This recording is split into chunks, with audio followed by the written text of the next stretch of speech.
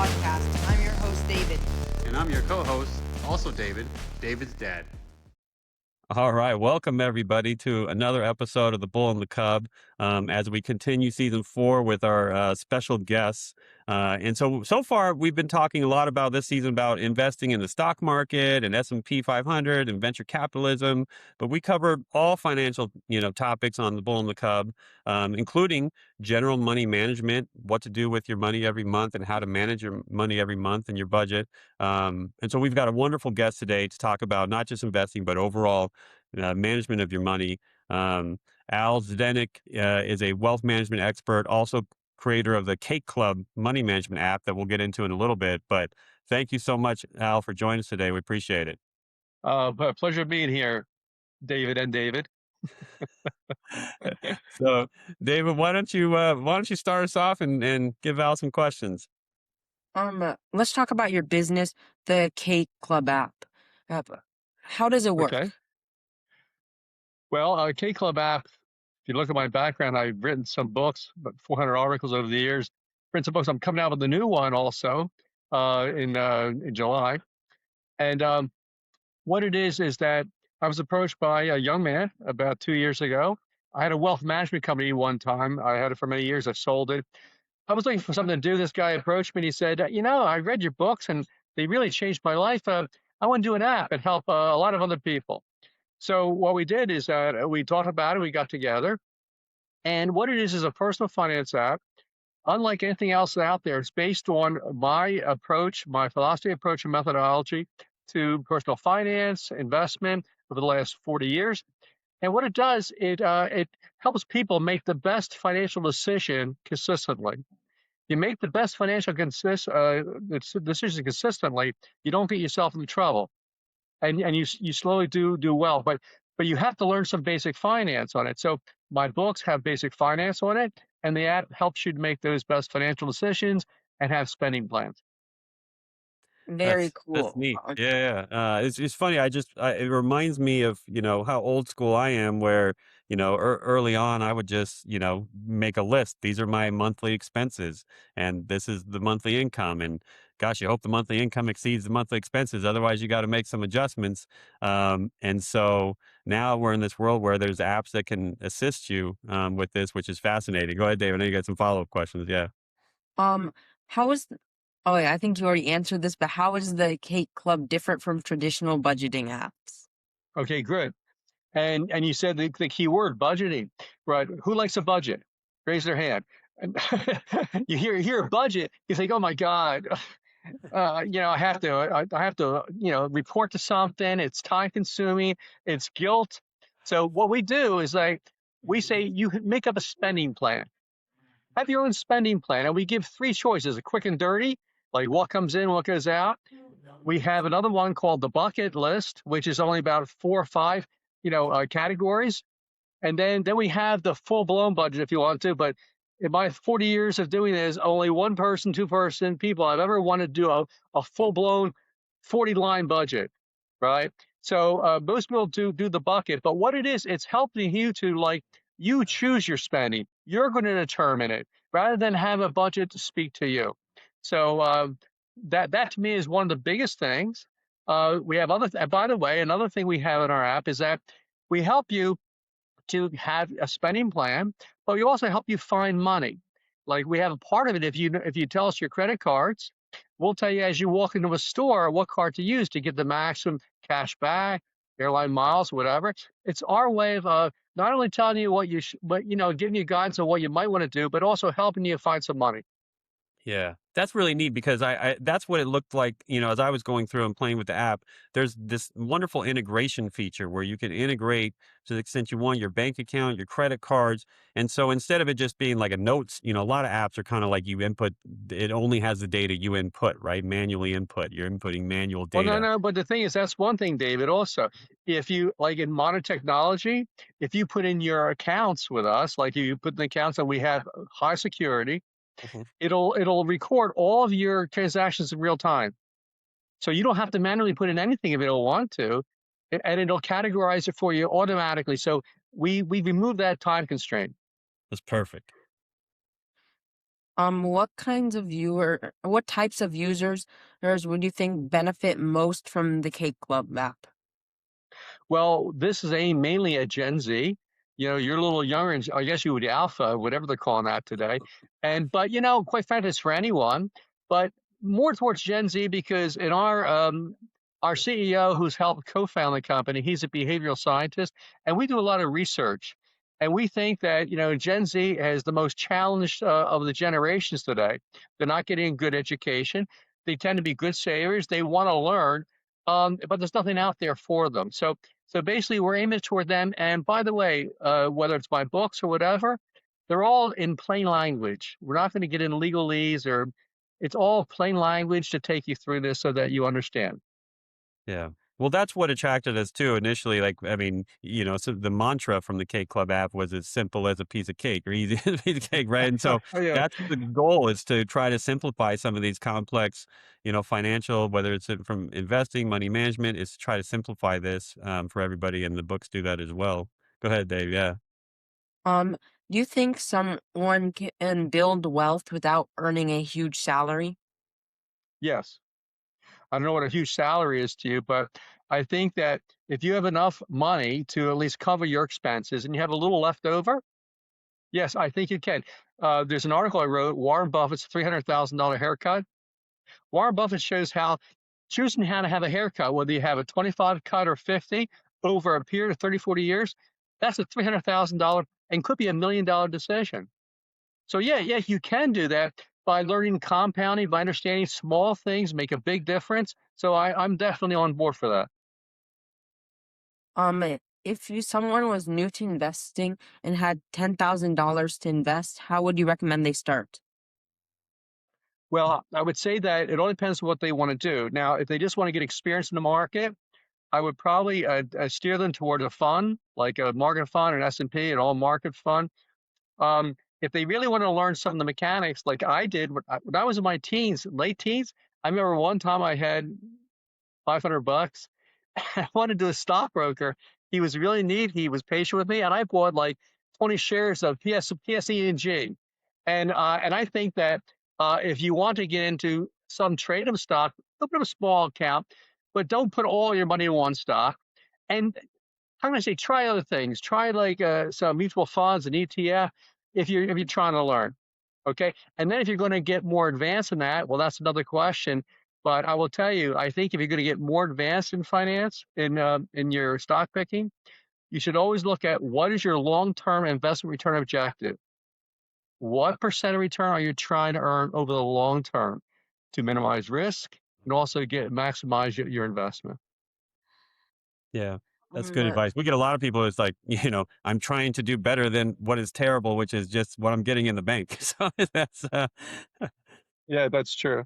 But the thing is, but that's a danger I see of people in my experience is that what has happened is sometimes in that they don't see big returns at first, and they hear these people at parties say, "Oh, I did this with Apple, whatever," and so they start taking unnecessary risks and start getting into things that really they don't belong in. So I would start small. I would start easy. I try some things. Don't put all your eggs in one basket, but it's a nice way to learn.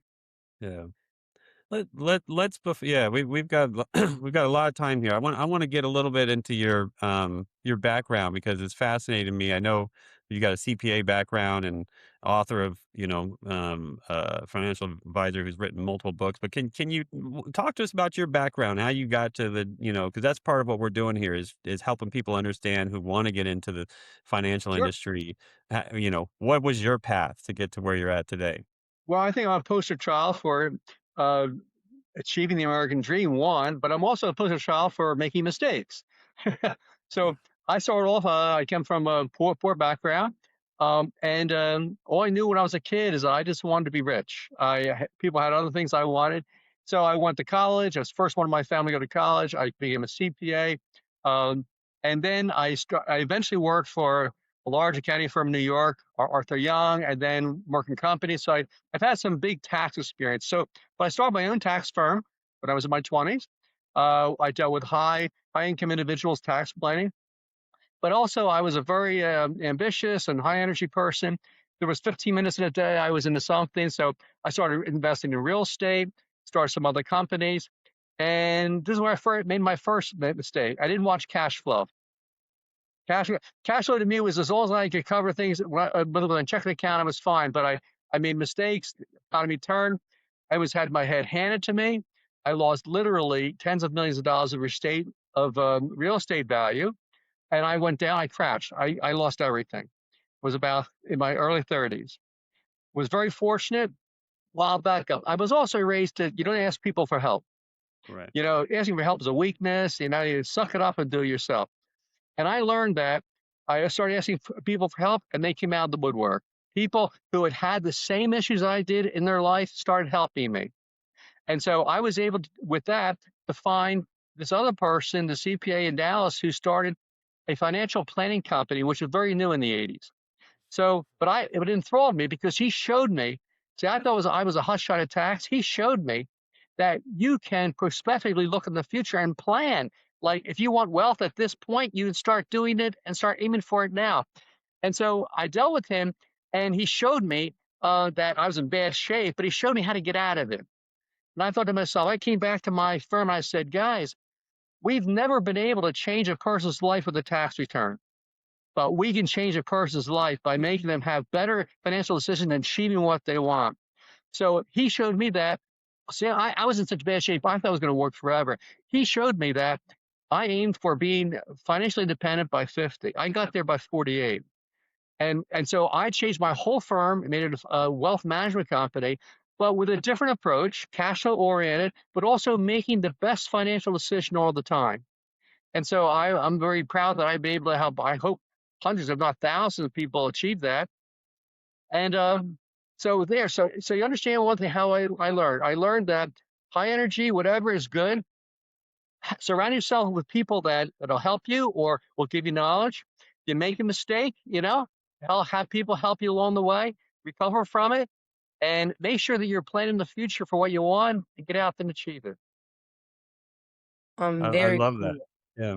I love Um, that. And Dave, before you ask the next question, you mentioned that term cash flow, and I know that's been a big mantra of yours. And I just wanted you to explain for our listeners what does that mean when you talk about cash flow first, that pro cash Okay. flow Great. mindset. Well, keep in mind one thing: most financial advisors out there are goals oriented. You tell me a goal. I want to retire at this age. I want to educate my children, vacation home, whatever. And they make up these buckets and they tell you how much that's going to cost you. And then they tell you how much to save. And they say, now I want to invest your money. That's normally the conversation. But I was taught, and there's only a minor amount of us out there, is that, goals are important. But what is really important is living the lifestyle you want now and in the future. And so if you're looking at cash flow, you look at everything that cash flow affects. You look at your insurance, estate planning, where you work, how you're running your business, not just those goals. Goals are important, add them too, but you want to look at where all your cash comes from, because if you do something as simple, and I do it to this day, look at your credit card accounts like once a month or once every 2 months. There's always one or two things you can find there and say, did I have to spend that?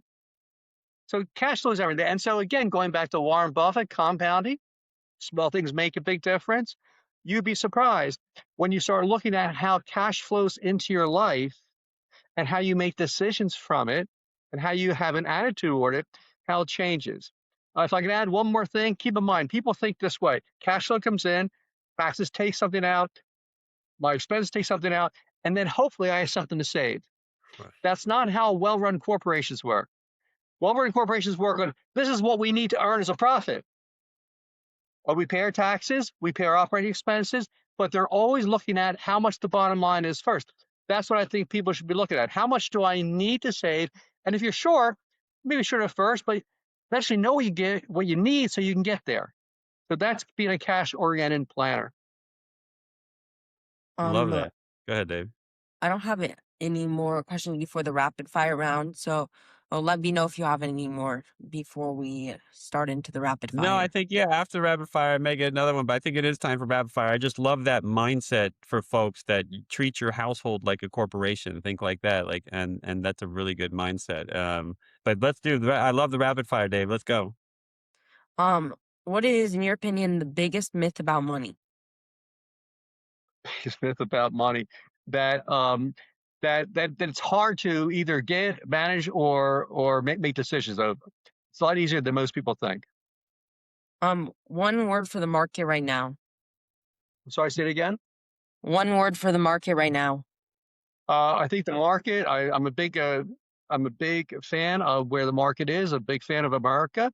Even if there's fluctuations, you stay in the market for the long term, and as long as you believe in this country. Best place for financial news. Best place for financial news. I'd say that actually start reading some books. I would get on a podcast or two. Uh, I would I would stay away from mass media. I would stay away from these big marketing firms. I stay away from any agency. Start reading. Get some podcasts. There's some really great ones out there. And by the way, my own book. What's the title of the book, real quick? Give us the title. All right, the new one is called Master Your Cash Flow. Let them eat cake and grow wealth too. One piece of advice for young people. Um, there's a lot of stress and anxiety around money sometimes. Just remember, you're not alone. We all have had this. You ask for help. Try to get it. Try to ask for, if you see someone that's been a successful business person or someone in life that's a little older, but they look like they have made some good decisions, ask them how they got there. Start to speak to people. Surround yourself with good people like that. One piece of advice for older people just starting investing. It's never too late. Some people think, gee, I'm in my 40s, 50s, whatever. It's never too late. No, keep in mind, you can still live another 30, 40 years. So it's never too late. Just get to sound principles. Don't think you have to hit home runs to recover. Sound principles and compounding will take over. What in your opinion is the most overhyped stock sector right now? AI. AI and crypto. Most underappreciated stock sector right now. Uh, I think what they call it, consumer goods. Consumer goods always solid. You always want part of that in there. To a certain extent, maybe energy, but because it's taking a big hit and it's coming down now, so that might be one. And that's all my questions. Yeah, Do you and well, I've got to ask. I mean, just in the spirit of the Cake Club app, what's your favorite cake flavor?